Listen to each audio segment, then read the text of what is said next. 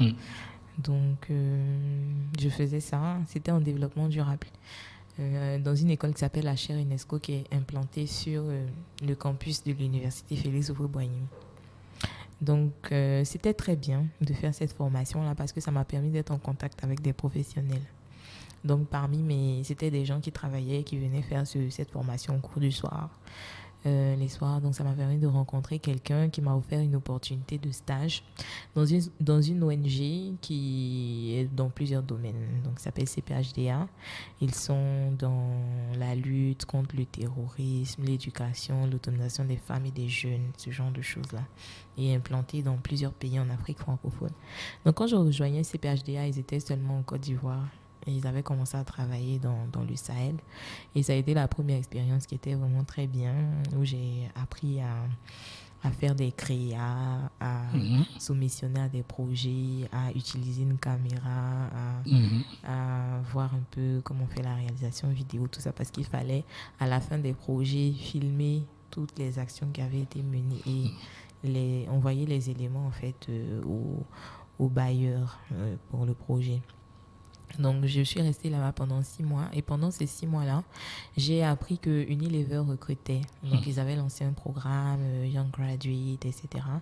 Donc, j'ai postulé. Pour ceux qui ne savent pas, c'est quoi Unilever?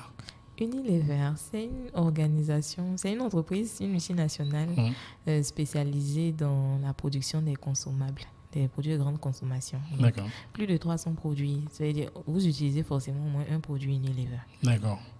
Oui. Dans le monde ou si vous êtes en Côte d'Ivoire? Dans le monde, partout, même en Côte d'Ivoire. Ok. Oui. Il faut surveiller. Même en Côte d'Ivoire. Donc, ils ont vraiment beaucoup de produits. Ils sont sur plusieurs segments, que ce soit alimentaire, dans les produits d'entretien de maison, la lessive, tout ça. En tout cas, ils font tout. Le cosmétique, hygiène dentaire et tout ça. D'accord, une très grosse boîte, quoi. Une très grosse boîte.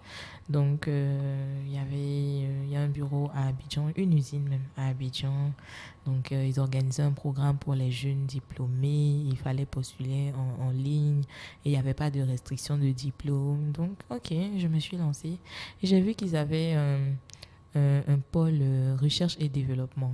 Donc, je dis, ok, d'accord, donc moi, je postule pour recherche et développement.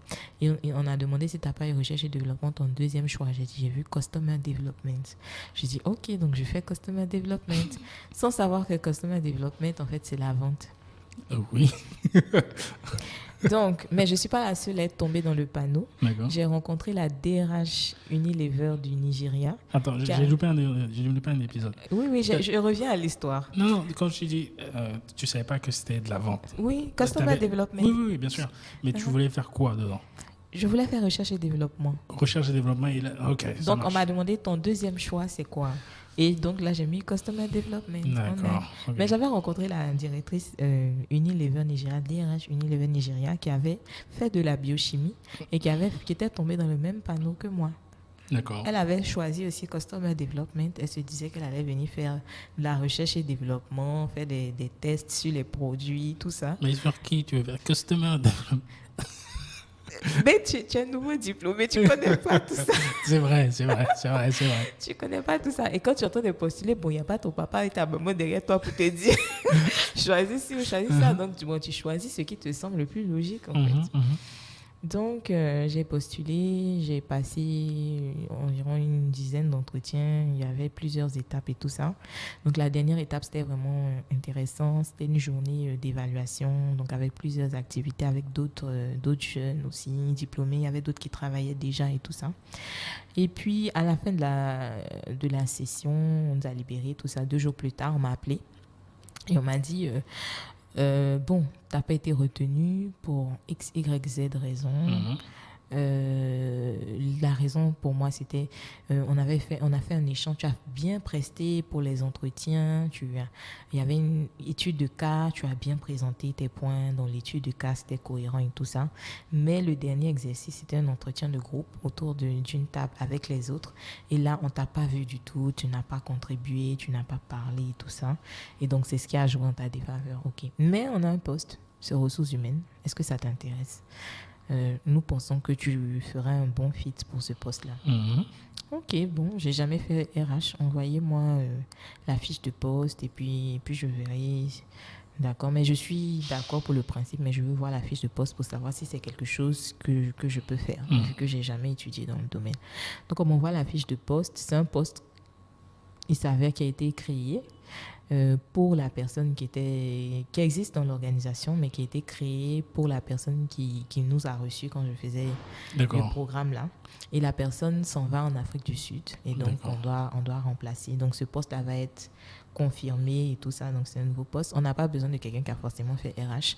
On a besoin de quelqu'un qui parle anglais, qui peut facilement communiquer avec le manager qui est au Ghana, qui peut aller dans les écoles, faire tisser des partenariats, organiser des events, qui peut apprendre vite, qui peut implémenter tout ça.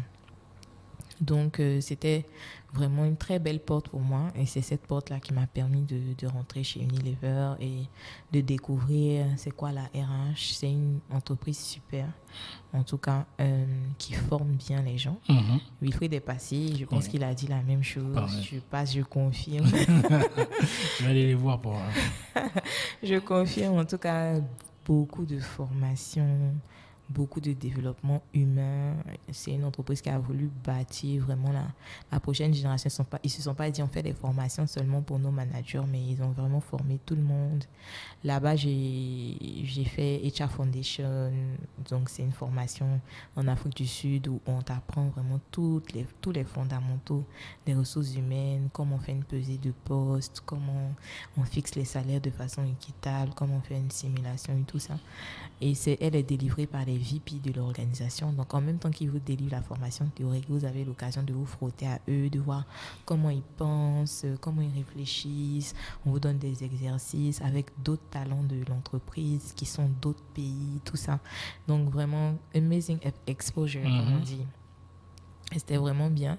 Et après 4 ans et demi, je me suis dit, il faut que je fasse autre chose parce que l'organisation là-bas n'allait pas forcément me permettre de bâtir un profil généraliste. Donc, de toucher à autre chose. Là-bas, l'organisation est segmentée. Les ressources humaines, c'est comme je t'ai expliqué. D'accord, vous êtes spécialiste dans un domaine. Voilà, spécialiste dans un domaine. Donc, moi, j'ai eu la chance de faire 2 postes. Mais j'ai voulu toucher un peu à tout pour demain pouvoir postuler pour un poste. Donc, c'est dans ce sens-là que j'ai rejoint Schneider Electric, où là-bas, vraiment, je touche à tout, quoi. Ça fait combien de temps tu es chez Schneider? C'est ça. Ça fait combien de temps tu es là-bas? Ça fait bientôt 1 an. Ça fait bientôt 1 an. Ça se passe bien, hein? Ça va. Ouais. Je ne dirai rien.